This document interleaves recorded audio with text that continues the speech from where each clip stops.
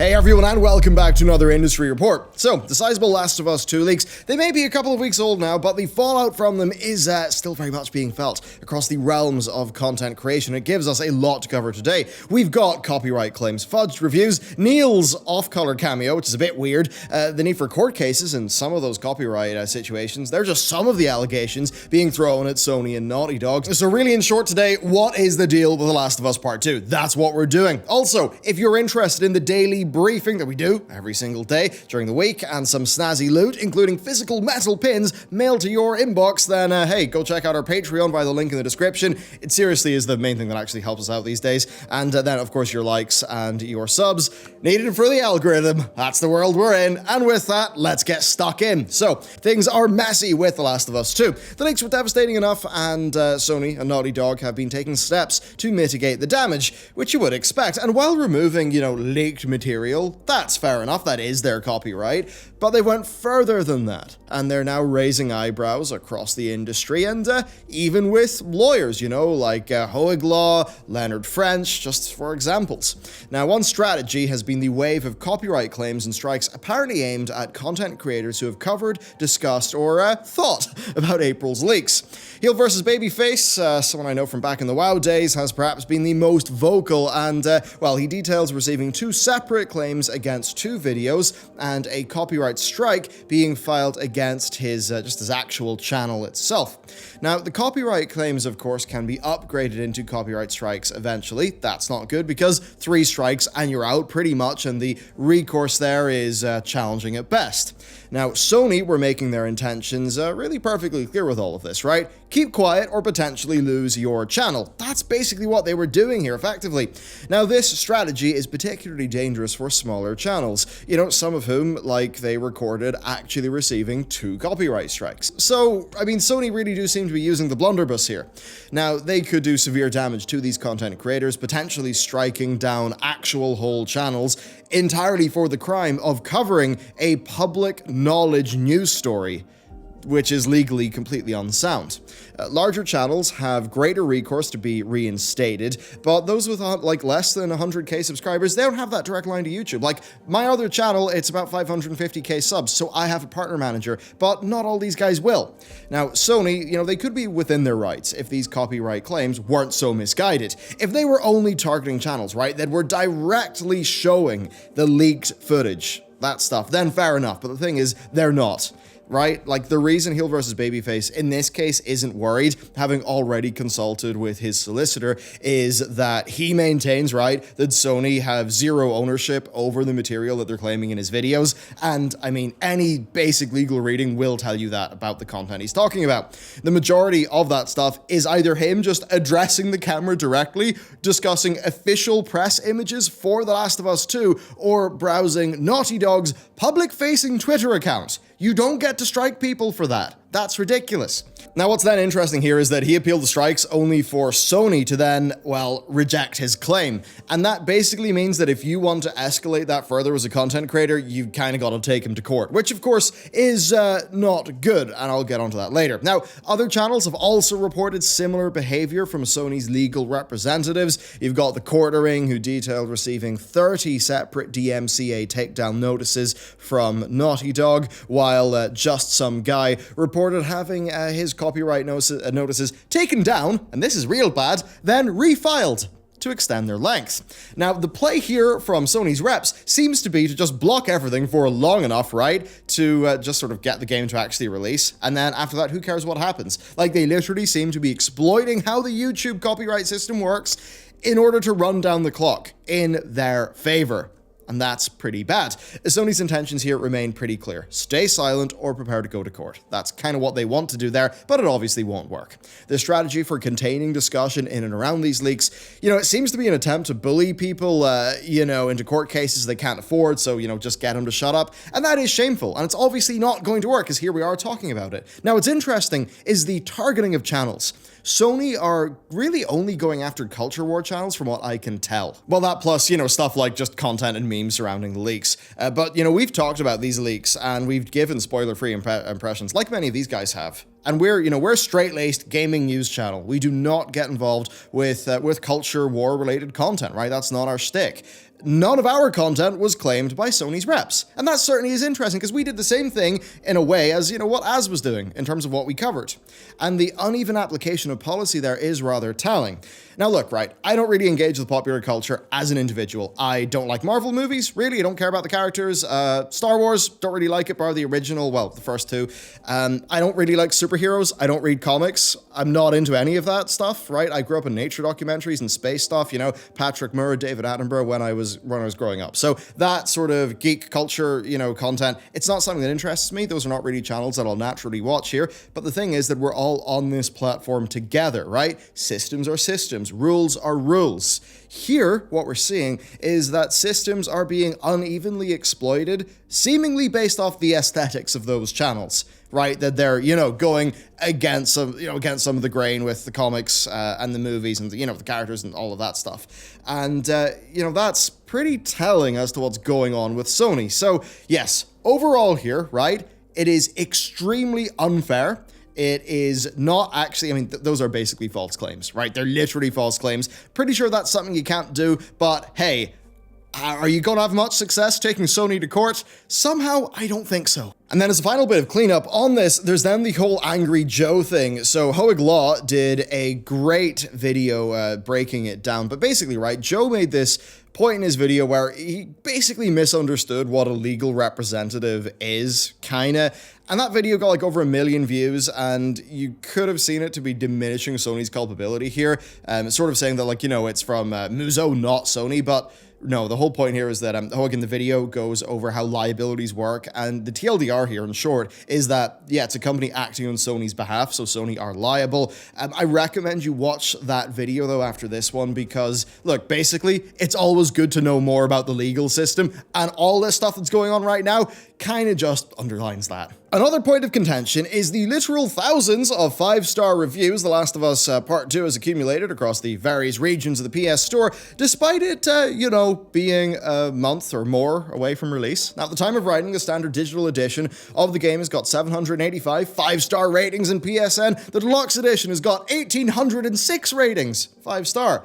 Now, it's unclear where these reviews actually came from. They can't be reviews given the game's not out yet. And, you currently can't rate the game because it's not out yet on the store. Now, they could be tied to people who pre-ordered the game, right? And maybe the pre-purchase actually would let people rate the game. But that still doesn't sit right either, okay? The Last of Us 2, it's set to be a very contentious game, so much so that it actually fragmented the series' fan base, many of whom, people who do and don't like the leaks, would have pre-ordered anyway, so they could have left a review. Now, those people with a differing opinion surely would have found their way to those ratings. So, where are all the low scores? Where are the 1-star review bombs for people unhappy with the narrative direction shown off in that leak? One theory going around, it's pretty obvious, right? Like, one theory is that Sony are fudging the numbers, right? That they're basically scrubbing anything negative that appears there while they're, maintaining the positive ratings, despite them being just as invalid because it's before release. Not only that, but some outlets have also accused Sony of artificially bolstering these numbers as a way of essentially creating a buffer against negativity. And that's something where, with the numbers, it does kind of make sense, right? Okay, so the PlayStation Store's review system, okay, it prevents troll reviews from people who have not bought the game, but seemingly not positive counter review bombs. Now, if the game is genuinely as controversial as it seems, then Sony could actually be worried about this reaction from paying fans when the game comes out, right? So, if that's the thing they're worried about, then several hundred 5-star ratings already being in place, or maybe thousands of ratings, that would absorb some of the initial negative impact. And I imagine Sony wants anything but the bad look of having your big, expensive blockbuster have a 3-star rating in your own damn store. And if they really are tampering with the scores here, then that is foul play on their storefront. And I've got to wonder if that's even legal, by the UK, advertising authorities or whatever. I don't know. That just seems fishy to the point where that's something you shouldn't be able to do. Anyway, though, there's, of course, yet another thing to talk about. And this, I think, is a point that's really important. So one of the most troubling things about all this controversy and debate surrounding The Last of Us Part 2 is that it's expanding outside of purely the realms of video game discussion, and it's really turning into something much more culturally dangerous and toxic, right? It's getting pretty rough. Naughty Dog themselves are active participants in this process, and it does just sort of, go to create the feeling that they absolutely will say anything to avoid criticism. So what happened here is Evan Hill, who is a level designer at Naughty Dog, he commented on his public Twitter account, and it is his Twitter account, but he commented about Naughty Dog potentially being influenced by outside sources. He called the studio, quote, vocally, adamantly progressive, and when asked if there was credibility in any of those claims in a now deleted tweet reply, he said, this is the quote, "The chuds are just that obsessive, creepy, and weird." Now, this is a very problematic attempt to link the criticism of The Last of Us Part 2 and Naughty Dog into a progressivism thing, a culture war thing that kind of goes beyond gaming. And trust me, just hold on a second. We're not going to get into the culture war stuff on this channel, but I mean, from Naughty Dog employees, right? The use of such incendiary language, that is a very bad look, right? That's not how you respond to criticism, and also it's a way to just sort of say, oh, those people there, they're chuds, they don't matter. No wonder it was deleted. And I just want to be very clear here, right? The progressive LGBT people that I know personally are some of the people who are the least happy with these leaks. So if these theories are true, right? And that this is a big thing to pander to that group, and that it's, those values gone mad. Well, if their goal was to pander to that audience and to make them happy and make narrative decisions that were, all targeted at them, certainly by the people that I know personally, they're not happy, right? And those are a lot of people who, they loved I guess they loved the first game because it was really good as a game, but I guess also the representation of, Ellie being a really good character, and, her past and all of that. That was obviously, I think, going to be a nice thing for them to experience. So that's one of the reasons why so many of, I guess, that community really latched on to The Last of Us. They saw some, representation, thought, oh, that's a really cool character. And also, I think a lot of people liked how that character's sexuality didn't completely define them as a person or anything like that. It's just who they were. I think it was a really well portrayed character. So those people then, if that's if I guess Ellie is their touchstone into this story. I mean, a lot of people who maybe aren't like that, maybe Joel is their touchstone into the story and the character that they immediately connected with the most through the themes of fatherhood that were going on there. Well, a lot of people, they're not going to be that happy with what happens with Ellie. A lot of those people saw the leaks, and a lot of those people are some of the most critical of what Naughty Dog have actually done creatively based on their read of the leaks. So I guess I just kind of say this because, there's times I look in the comments of this video and it seems like a lot of people are saying, oh, this narrative decision happened, I'm not really happy about it, I think it was these people's fault. What I would say is when you say these people, well, the people that I know that are in that group, they're actually with you in not being that happy about where this narrative is going. So anyway, I hope I've made that clear, and really, I think that this whole people who are dissatisfied with the leaks, I think it's a broader church than most people think, actually. Anyway, as this debate becomes more heated, more people and more accounts are being singled out as being shills. This is another funny little side story. Now, when researching this piece, we noticed an account called Breakthrough, okay? And this was an account that was routinely being named explicitly in pretty much, well, just many videos related to The Last of Us Part 2. And the prevailing belief in those mentions in the YouTube comments was that this channel was essentially, literally a paid shill from Sony and or Naughty Dog, who was just there to provide good press for the game. For an example, a video posted shortly after the June 19th release date was announced. That video is thanking Neil Druckmann for bowing to, to the community pressure, rather than, Sony having to act quickly in response, right? They were kind of like, wow, Neil went and did that himself, so they kind of like that. Now, based on that video, had a lot of people basically saying, I mean, this is actually a quote from one commenter, but it's a widely held belief that basically, sounds like something that someone would say if Druckmann was paying them to say it. And I can totally see that. Now, the Quartering has contended that Breakthrough is either a Naughty Dog employee or is being paid by them. But I guess what's a little bit weird here, and for what it's worth, we should, this is important to cover, it's probably not a literal paid shill situation, so this account is associated with Omnium Media. Now, Omnium Media are an online talent agency, and they represent creators like Shroud and Pokimane, so if there was any paid promotion there being done, and it was through that agency, that would have to be disclosed, so that's a little bit weird.